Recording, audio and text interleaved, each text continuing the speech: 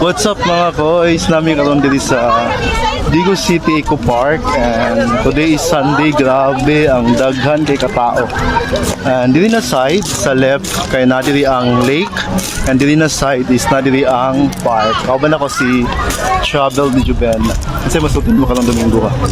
Worth it. Worth it ang laag, Worth it. Lima ka tourist spot, no? Oh, 5 ka tourist spot. Just for one day. Oh, grabe yun, no? One ride. Ikalima ka ron namin sa Digo City Eco Park. Yes. Oh, Digo City Eco Park. And daghan jud kay tao karon kay Sunday. So mo na siya no ang lake dira. And nadiri ang park. So sa lake nila na sila bagong Asa sila? sa tawagan na nila. Boating. So naay boat dira, moto dira unya ipakita na ko sa inyo ha.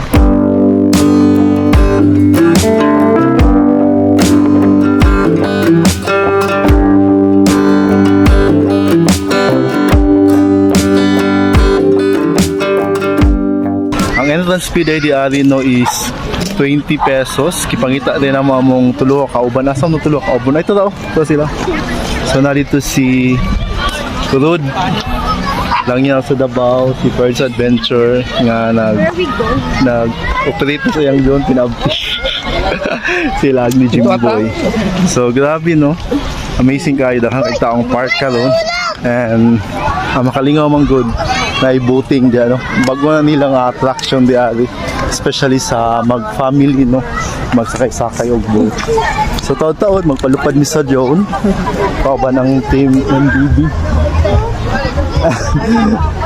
And mag-vlog sa Okadali.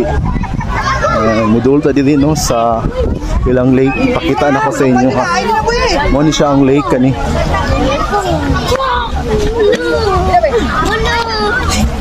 I don't know pilay bayad ani magsakay sa boat. Pero murag indot sa sakyan da. But for the meantime mag-operate sa mi sa Munggono palupat sa mi kali samtang hayag pa. Kaban ako si Birdie Adventure. Oh, Birdie Adventure. Tapos na din sila. Hi. Si Lag ni Jimboy. Si Sir Rod. Hello, sir. Hello. Cute tayo. So, muna din ang lake. Then, palupad mi kali sa mong drone. So, dili lang na sa Eco Park Adventure. Magpalupad mi samtang hayag pa. Dili pang gitngit.